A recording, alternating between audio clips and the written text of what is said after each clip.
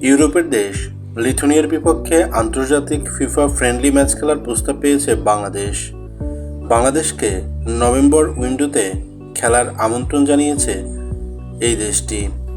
তবে এখন এটা সম্পূর্ণ নির্ভর করছে বাফুফের উপরে। লিথুনিয়ার বর্তমান FIFA ranking 148। Lithuania Netherland, France, Poland, Denmark এবং ফিনল্যান্ডের মতো ইউরোপীয় পরাশক্তি দলগুলোর সাথে প্রতিদ্বন্দ্বিতা করে। 2008 সালের অক্টোবর মাসে তারা ফুটবল ইতিহাসে সর্বোচ্চ 37তম ফিফা র্যাঙ্কিংয়ে জায়গা করে নিয়েছিল। এভাবে ইউরোপীয় দলগুলোর সাথে প্রতিনিয়ত খেলতে পারলে উন্নতি করা সম্ভব কিনা এ ব্যাপারে আপনাদের সুচিন্তিত মতামত চাই।